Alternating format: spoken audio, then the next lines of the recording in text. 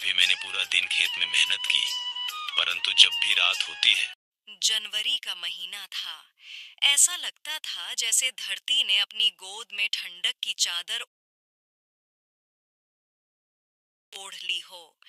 चारों ओर बर्फीली हवाएं दौड़ती थीं और हर सांस में ठिठुरन समा जाती थी।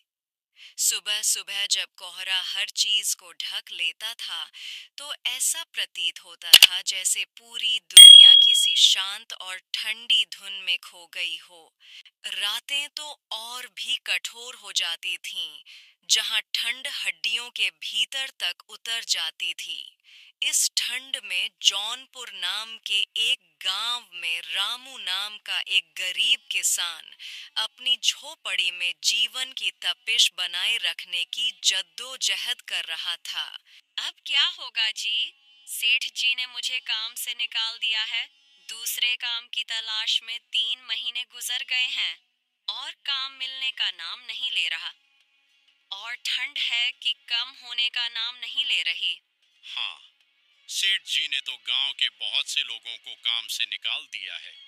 कहते हैं अब उन्हें हम जैसे मजदूरों की जरूरत नहीं है।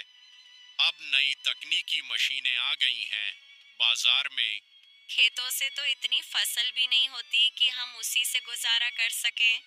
जब हम दोनों पति पत्नी मिलकर काम करते हैं, तभी 2 वक्त चूल्हा जल पाता है। पता नहीं अब क्या होगा। रामू, हम कैसे गुजारा करेंगे? कुछ न कुछ हो जाएगा सरला, हमें धीरज से काम लेना होगा। रामू का जीवन बहुत कठिनाइयों से भरा हुआ था। पति पत्नी मिलकर काम करते ताकि जीवन की गाड़ी किसी तरह आगे बढ़ सके, लेकिन कुछ महीने पहले ही सरला को उसके सेठ ने काम से निकाल दिया था। उनका घर एक छोटी सी झोपड़ी थी जो ठंडी हवा को रोकने में असमर्थ थी। रामू दिन भर खेतों में काम करता और मुश्किल से अपनी पत्नी और 2 बच्चों का पेट पाल पाता। इस बार ठंड बेहद कड़ाके की थी। ठंडी हवाएं हड्डियों तक चुभती थीं और रामू के पास न तो पर्याप्त कपड़े थे और न ही ईंधन जिससे वह अपनी झोपड़ी को गर्म रख सके। पिताजी, मुझे ठंड बहुत लगती है। आप भी मेरे लिए गर्म कपड़े ला दीजिए ना। मेरे सभी दोस्तों के पास गर्म कपड़े हैं। मैं अकेली अपने इन रोज के कपड़ों में रहती हूँ। इनमें बहुत ठंड लगती है। ताऊ जी, मुझे भी सबकी तरह गर्म कपड़े चाहिए। स्वेटर और मौसे और गर्म रजाई भी चाहिए। फिर हम सब रात को सोते समय उस गर्म रजाई 2 में सोएंगे। ठंड के कारण रात को नींद नहीं आती। आप लाएंगे ना कपड़े मेरे लिए? बोलिए ना पिताजी, आप लाएंगे ना गर्म कपड़े? हाँ बेटा, मैं तुम्हारे लिए गर्म कपड़े जरूर ला दूंगा। तब तक तुम अपने इन्हीं कपड़ों में गुजारा करो। क्या सच में पिताजी, आप मेरे लिए गर्म कपड़े लाएंगे? ठीक है, अब मैं भी अपने दोस्तों को बताऊंगी। मैं भी उन सब की तरह गर्म कपड़े पहनूंगी। मेरे भी पिताजी मेरे लिए कपड़े ला देंगे। फिर मुझे भी ठंड नहीं लगेगी। आप बहुत अच्छे हैं पिताजी, लेकिन आप मेरे लिए गर्म कपड़े कब लाएंगे पिताजी? क्या आप कल लेकर आएंगे? लेकर? बेटा कब लाऊंगा यह तो नहीं पता मुझे, पर मैं बहुत जल्द लाने की कोशिश करूंगा। रामू, तुमने मुन्नी को तो बहला दिया, लेकिन घर में लकड़ियां खत्म हो गई हैं। अब हम अलाव कैसे जलाएंगे? हमारे पास तो ठंड के कपड़े पहले से नहीं हैं। ऊपर से अब यह लकड़ियां भी खत्म हो गईं। तुम चिंता मत करो सरला, अगर जरूरत पड़ी तो मैं मोहन भाई से कुछ लकड़ियां उधार ले लूंगा। आप कितने भोले हैं। आपको लगता है इतनी ठंड में कोई भी हमें लकड़ियां उधार देगा? और मोहन भाई तो वैसे भी बहुत कंजूस हैं। ऊपर वाला बहुत बड़ा है सरला, कोई ना कोई रास्ता निकल ही। रामू ने मुन्नी को वादा तो दे दिया था, लेकिन अब समझ नहीं आ रहा था कि सूखी लकड़ियां और गर्म कपड़े कहां से लाएगा। ये गरीबी भी चैन से जीने नहीं देती। हर दिन गुजारना इतना मुश्किल हो गया है। खुद को बहुत असहाय महसूस कर रहा हूँ। अपने बच्चों को गर्म कपड़े भी पहना नहीं रहा। सरला सही कह रही थी। ऐसे समय में भला कोई मेरी मदद क्यों करेगा? कहाँ जाऊं? किससे मदद लूं? कुछ समझ नहीं आ। एक दिन रामू अपने खेत से घर लौट रहा था। उसने देखा कि गांव के जमींदार के घर के बाहर लकड़ी का एक बड़ा ढेर रखा हुआ था। रामू के मन में विचार आया कि अगर वह थोड़ी सी लकड़ी ले ले तो वह अपने परिवार को ठंड से बचा सकता है। लेकिन तुरंत ही उसने अपने मन को रोक लिया। उसने सोचा, अगर मैं यह लकड़ियां बिना पूछे ले जाता हूं तो यह चोरी होगी। भले ही यहाँ मुझे कोई नहीं देख रहा, पर मैं तो जानता हूँ यह एक तरह की चोरी है। अगर मैं ऐसा करूँगा तो यह मेरे आत्मसम्मान के खिलाफ होगा। रामू खाली हाथ घर लौट आया। उस रात ठंड इतनी ज्यादा थी कि उसके बच्चों ने रोना शुरू कर दिया। उनकी माँ ने किसी तरह उन्हें सुलाने की कोशिश की, लेकिन ठंड ने सभी की नींद छीन ली। सरला, मुझसे बहुत बड़ी गलती हो गई है। मुझे आज ही का इंतजाम करना चाहिए था। अब देखो ना, बच्चे ठंड से कैसे बिलख रहे हैं। तुम नहीं जानती अपने बच्चों को ऐसी हालत में देखकर मेरे दिल पर क्या बीत रही है। ऐसा लगता है जैसे अभी यह धरती फट जाए और मैं इसमें समा जाऊं। बच्चों को ठंड से रोता देखकर मुझे यूं लगा कि जैसे मेरे कानों में कोई लोहा पिघला कर डाल रहा हो। मैं कितना बेबस हूँ। गरीब होना इतना बड़ा पाप है क्या? आप ऐसा क्यों कह रहे हैं? आप इस तरह हिम्मत मत हारिए। देखिए, आपको अपने बच्चों के लिए मजबूत रहना है। आप इस तरह कमजोर नहीं हो सकते। मैं मानती हूँ हमारा वक्त खराब चल रहा है, पर कोई बात नहीं। शायद इसे ही जीवन कहते हैं। आप बच्चों की चिंता मत करिए। मैं उन्हें किसी तरह सुलाने की कोशिश करती हूँ। कल किसी भी तरह आप लकड़ियाँ जमा कर लीजिएगा, वरना यह ठंड तो हमारी जान ही ले लेगी। लेकिन आप मदद लेंगे किससे? हमारी मदद भला करेगा कौन? मैंने जमींदार के यहाँ लकड़ियों का बड़ा ढेर देखा था। मैं कल सुबह ही उनसे मदद मांगने जाऊंगा। उम्मीद है मेरी कहानी सुनकर वह मेरी मदद जरूर करेंगे। ठीक है, जैसा आप सही समझें। लेकिन मुझे नहीं लगता जमींदार हमारी कोई मदद करेगा। मैंने जितना भी उसके बारे में सुना है, वह एक घमंडी और कंजूस इंसान है। लेकिन आप कहते हैं तो ठीक है। रामू बेहद चिंतित हो गया। रामू ने फैसला किया कि वह अगली सुबह जमींदार से मदद मांगेगा। अगले दिन सुबह सुबह रामू जमींदार के घर गया। जमींदार एक स्वार्थी और कठोर व्यक्ति था। मालिक, मेरी झोपड़ी में ठंड से जीना मुश्किल हो रहा है। क्या आप मुझे थोड़ी सी लकड़ी दे सकते हैं ताकि मैं अपने बच्चों को सर्दी से बचा सकूं? तू लकड़ी लेने के लिए इतनी सुबह सुबह आ गया? तुझे पता होना चाहिए मैं सुबह सुबह गरीबों का मुंह नहीं देखता। पता नहीं अब आज का दिन कैसा गुजरेगा। देख रामू, तू इतने सालों से इसी गांव में रहता है, पर तुझे दिमाग नहीं आया। ऐसे सुबह सुबह किसी के घर जाकर कोई चीज नहीं मांगते। रहा सवाल लकड़ियों का, तो वह मुफ्त में नहीं मिलती।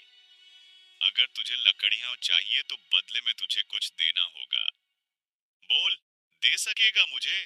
मालिक, मेरे पास देने के लिए कुछ भी नहीं है।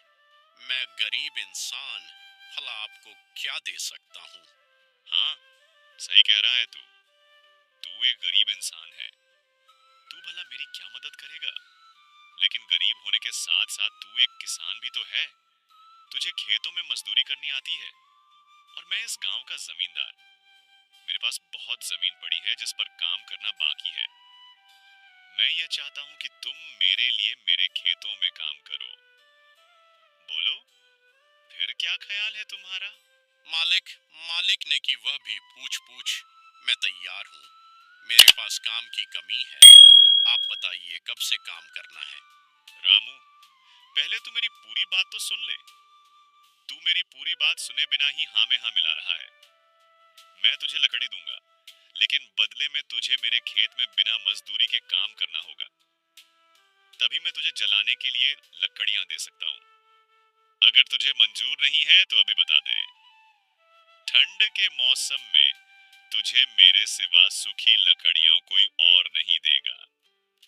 तू कोई फैसला करने से पहले अच्छे से सोच ले।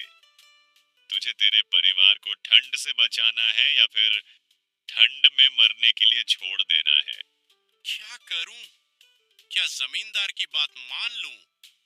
अगर मैंने बिना मजदूरी के काम करने से मना कर दिया तो फिर लकड़ियां कहां से लाऊंगा?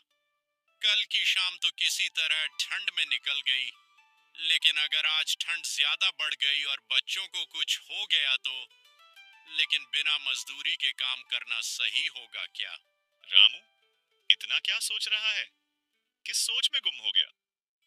जवाब दे जल्दी। मेरे पास इतना समय नहीं है कि मैं खड़े खड़े तेरे जवाब का इंतजार करूं। बहुत काम है मेरे पास। जल्दी बोल, बिना मजदूरी के काम करने के लिए राजी है या नहीं? अगर राजी है तो लकड़ियां ले जा, वरना उल्टे पांव अपने घर को लौट जा। नहीं मालिक, आप जैसा कहें वैसा ही होगा। मैं इन लकड़ियों के बदले आपके खेतों में बिना मजदूरी के काम करूंगा। ये हुई ना बात। चल ठीक है, रमेश तुझे सारा काम अच्छे से समझा देगा और तू कल सुबह सुबह आ जाना काम करने। मुझे काम करने में देरी करने वाले लोग बिल्कुल पसंद नहीं, इसीलिए काम समय पर शुरू कर देना। रामू को अपने परिवार की ठंड का ख्याल आया और उसने यह शर्त मान ली।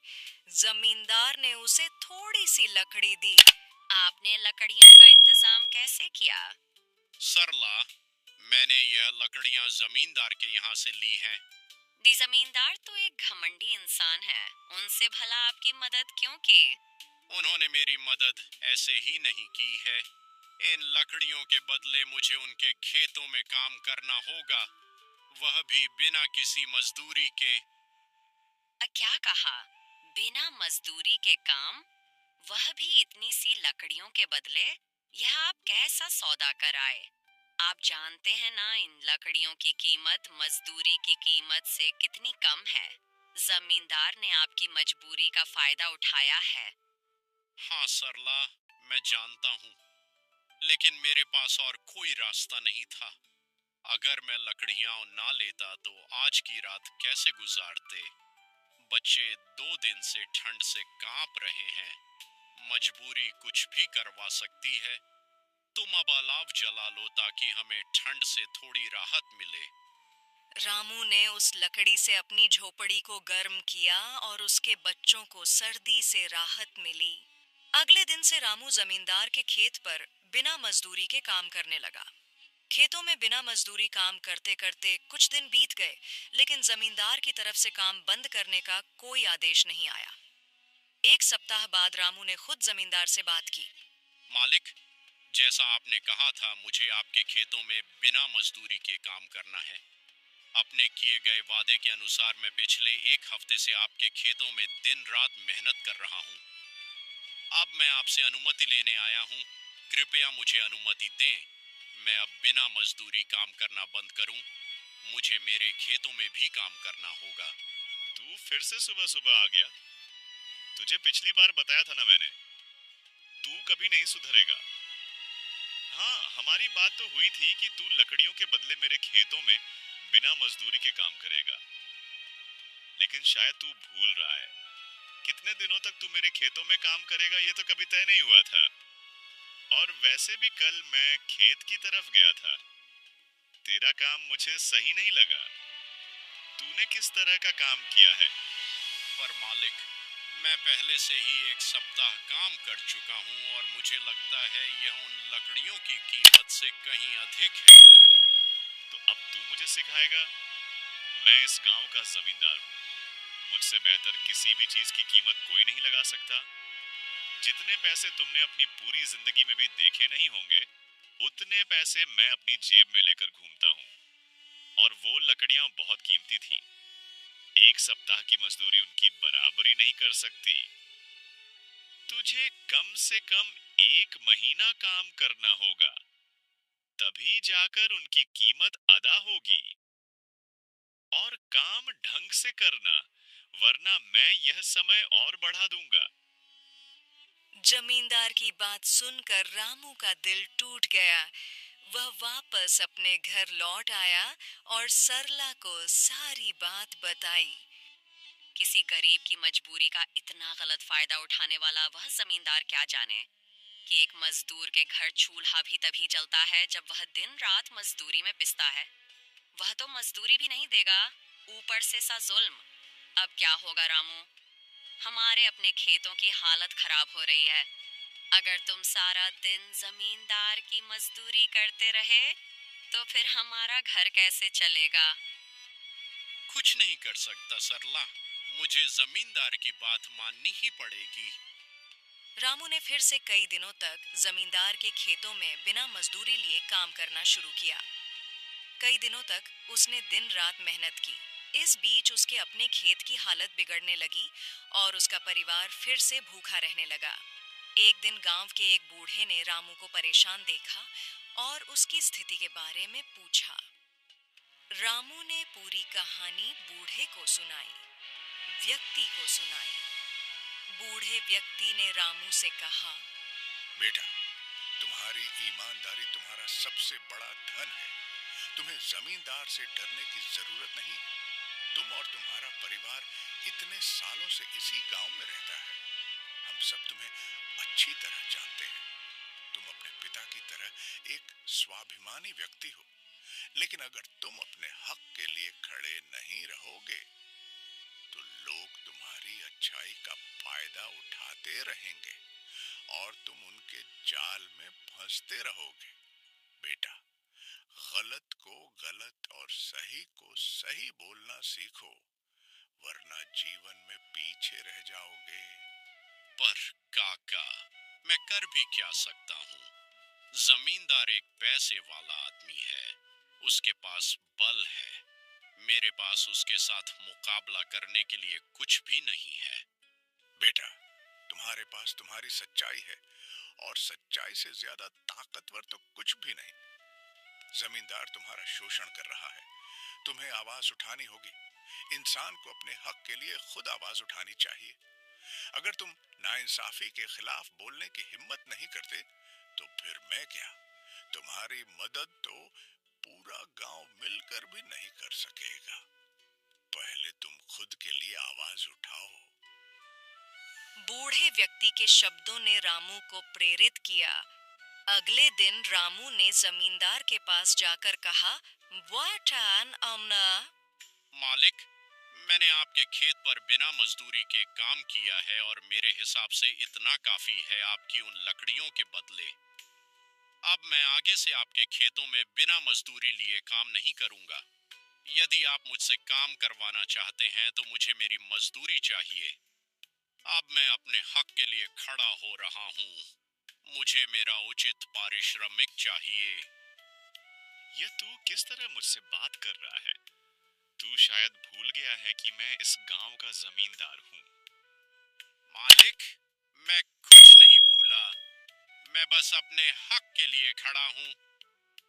मैं एक गरीब आदमी हूँ मालिक। अगर कमाऊं नहीं तो घर कैसे चलेगा?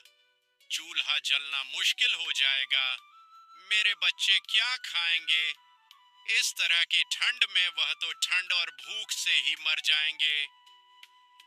जमींदार को रामू की यह बात सुनकर गुस्सा आया, लेकिन वहां पर मौजूद गांव के अन्य लोगों ने भी रामू का साथ दिया। सभी ने जमींदार से कहा कि वह गरीबों का शोषण बंद करे। रामू घर लौट आया। उस रात ठंडी हवाएं जोरों शोरों से चल रही थीं। ठंडी हवाओं ने जमींदार के महल को भी नहीं छोड़ा। जब ठंड का कहर जमींदार की हवेली तक पहुंच गया, वह अपने कमरे में बैठा दिन के समय की घटना के बारे में सोच रहा था। अचानक बारिश शुरू हो गई। कभी आसमान से बर्फ गिरती, कभी बर्फ से भी ठंडा पानी। जमींदार को अपनी गलती का एहसास हुआ।